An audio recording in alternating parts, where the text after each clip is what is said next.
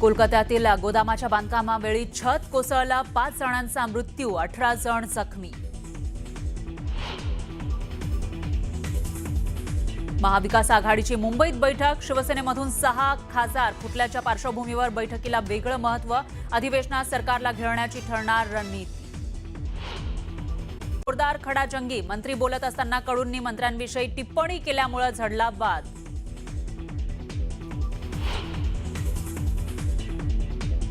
मुंडेंना आता उचलण्यासाठी हे ड्रग्ज माफिया, फार्मास्युटिकल माफिया हे 250 कोटी रुपये जमवत आहेत फक्त तुकाराम मुंडेंची विकेट काढायला. अन्न आणि औषध प्रशासन आयुक्त तुकाराम मुंढे यांच्या संभाव्य बदलीविषयी आमदार जितेंद्र आव्हाडांचा खळबळजनक दावा.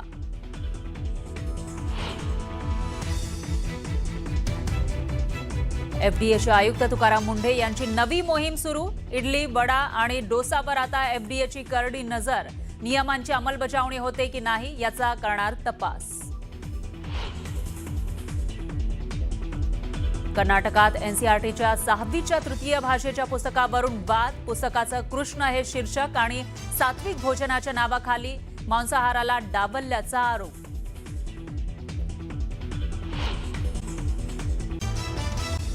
मुक्ताईनगर तालुक्यामधील आंतुर्ली, करकीसह अनेक भागामध्ये ढगफुटीसारखा पाऊस, खासगी बस पाण्यात अडकली, चालकानं तत्परता दाखवल्यानं अनर्थ टळला.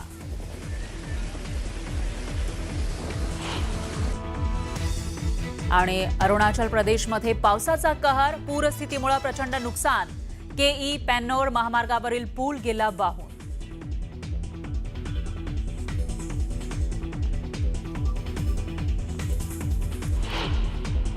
आमदार दरेकर आणि शिवसेना आमदार बच्चू कडू यांच्यात जोरदार शाब्दिक चकमक झाली. हा वाद होण्याचं कारण म्हणजे मंत्री बाबासाहेब पाटील सभागृहात उत्तर देत असताना आमदार बच्चू कडू यांनी मध्येच मुद्दा मांडण्याचा प्रयत्न केला आणि त्यानंतर भाजप आमदार प्रवीण दरेकरांनी बच्चू कडूंना चांगलंच सुनावलंय. आधी मंत्र्यांचं उत्तर पूर्ण होऊ द्या, केवळ गृहीतकांच्या आधारे बोलू नका, असं सुनावत प्रवीण दरेकरांनी बच्चू कडूंच्या भूमिकेला विरोध केला.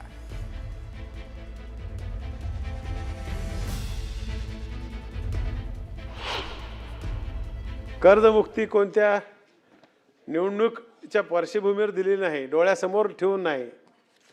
आता काही निवडणुका कुठल्या नाहीत. पुढील काही वर्षात कोणतीही मोठी निवडणूक नसताना केवळ शेतकऱ्याच्या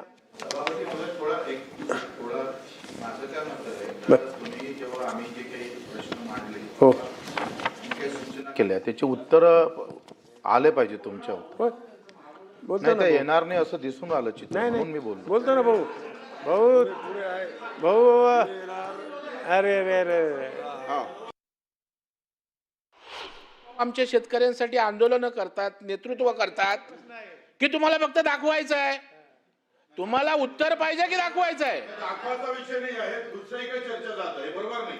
नाही मग सरकारच्या मंत्र्यांचं भाषण असताना मध्येच असं डिस्टर्ब करणं बरोबर आहे का? तुम्ही ओरडू नका. तुमच्या 10 पटीनं ओरडतो. दादागिरी दुसऱ्यांची आहे. तुमच्या या स्टाईलने कामकाज सभागृहाचं चालणार नाही. सभागृहाचं कामकाज दादागिरीवर चालणार नाही. आणि तुमच्यापेक्षा 10 वेळा आवाज मी देतो. जायचं त्यांना हुल मारा. चाल मंत्री महोदय बोला. पण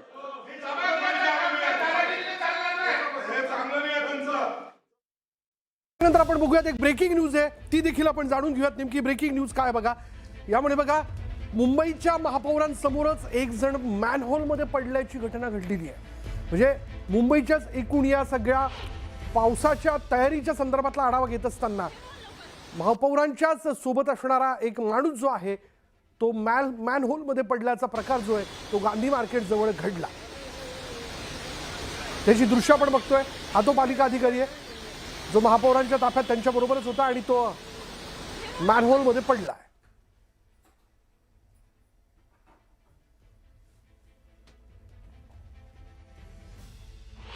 मैं पूरा आप सभी मीडिया की तरफ से मैं प्रशासन को बताना चाहती हूँ कि मैनहोल्स अगर वहाँ पे किसी भी जगह पे ओपन रहे तो जो वहाँ पे अधिकारी है उसके ऊपर कार्रवाई की जाएगी. मैं ये टॉलरेट नहीं कर सकती हूँ क्योंकि मैनहोल्स में बाकी सब ठीक है, लेकिन पानी स्टैग्नेंट होने के बाद मैनल्स अगर ओपन है और किसी को भी कुछ तकलीफ होती है, मैं उस अधिकारी के ऊपर 100% कार्रवाई करूँगी, निलंबित करूँगी. मला वाटतं सध्याच्या ज्या महापौर आहेत त्यांना मुंबईत काय चाललंय त्यापेक्षा ढाकामध्ये काय चाललंय ह्याच्यात जास्ती रस आहे, जास्ती इंटरेस्ट आहे आणि म्हणून कदाचित ते बघत असतील त्यांच्या डोळ्यासमोर ढाकाचं चित्र असेल बांगलादेशमधले आणि मुंबईत फिरतायत असं त्यांचं ते व्हर्च्युअल रियालिटीमध्ये झालेलं आहे. पण आज आपण पाहतोय जी काही कामं गेल्या 3-4 महिन्यात ह्यांचेच काही फोटो, मग असं बोट दाखवताना मग हा नाला साफ झालाय का, तो नाला साफ झालाय का, जे काही आरोप लावले, ज्यांना ब्लॅकलिस्ट केलं त्यांनाच परत कॉन्ट्रॅक्ट दिले, हे सगळे घोळ घालून पुन्हा एकदा महापौरांच्या समोरच एका मॅन्युअलमध्ये आपण पाहिलं असेल, पहिल्यांदा हे चित्र पाहिलं मी, की महापौर बघतायत आणि त्यांच्यासमोर मॅन्युअलमध्ये कोणतरी एक व्यक्ती पडलेली आहे. मुद्दा हाच येतो की मुंबईची काळजी ही कशी घ्यायची हे तर ह्याच्यावर तुम्हाला मी सांगणार नाही, कारण तुम्हाला कधी मुंबईची काळजी नव्हतीच.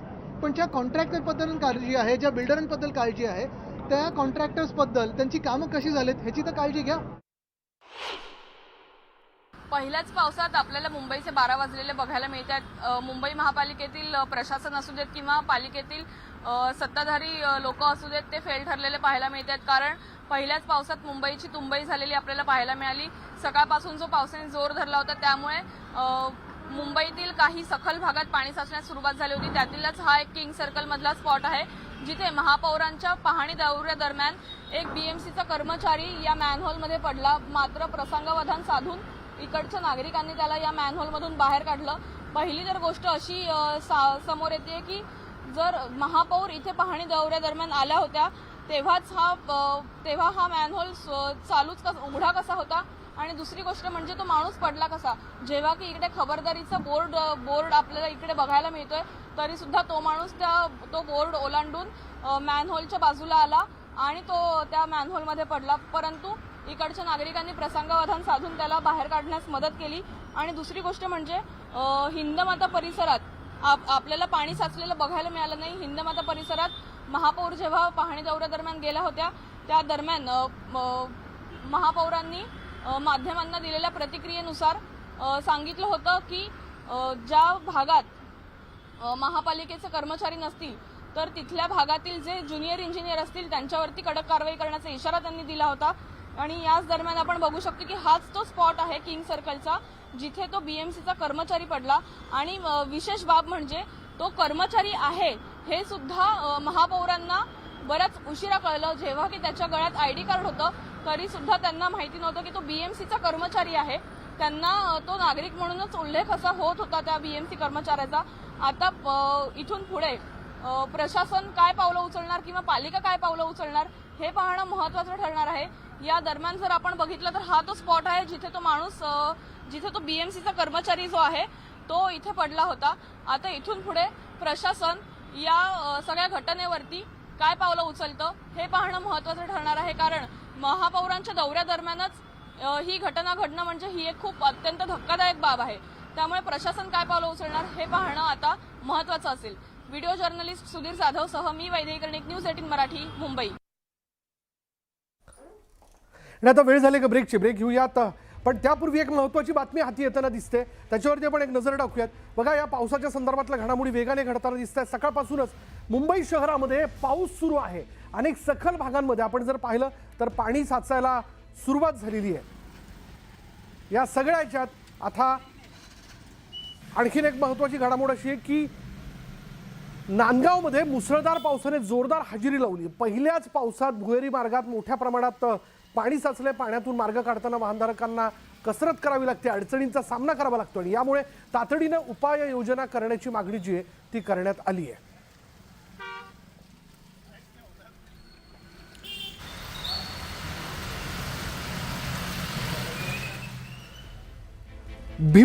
भिवंडी शहरासह ग्रामीण भागात काल रात्रीपासून पावसाने हजेरी लावली. पावसामुळे वातावरणात गारवा निर्माण झाला, यामुळे उकाड्यापासून नागरिकांना दिलासा मिळाला.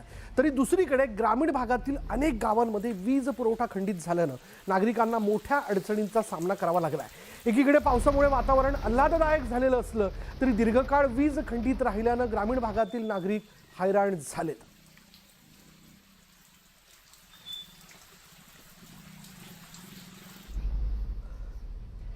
तर भिवंडी शहरातील नाले सफाई नेहमीच वादग्रस्त राहिली आहे. कोट्यवधी रुपये खर्च करून ही व्यवस्थित नालेसफाई न झाल्यानं प्रत्येक पावसाळ्यात सखल भागात पाणी साचण्याचे प्रकार समोर येत असतात. प्रशासकीय राजवटीनंतर नगरसेवक निवडून आले आणि नागरिकांच्या अपेक्षा वाढलेल्या असतात. यंदाची नालेसफाई ही मे महिन्याच्या दुसऱ्या पंधरवड्यात सुरू झाली. पाऊस लांबल्यानं या कालावधीत नालेसफाई होणं गरजेचं होतं, परंतु या वाढीव काळातही नालेसफाई पूर्ण झालेली नाही. अशा परिस्थितीमध्ये नाल्यातील कचरा आणि गाळ काढण्याची तसदी न घेता तो पुढे ढकलून देण्यात नालेसफाई करणारे कामगार धन्यता मानतायत. असा एक व्हिडिओ नुकताच भिवंडी शहरात समाज माध्यमांवरती व्हायरल झालाय. शहरातील वंजारपट्टी नाका परिसरातील आमपाडा परिसरातील हा नाला असून या नाल्यामध्ये मोठ्या प्रमाणात गाळ आणि कचरा अडकून पडलेला आहे. असं असताना हा गाळ आणि कचरा बाहेर काढणं गरजेचं आहे, परंतु त्या ठिकाणी नालेसफाईचे जे कामगार आहेत, त्याकरता काम करणारे जे कामगार आहेत, हा कचरा जोर लावून पुढे ढकलत असल्याचं बघायला मिळतंय.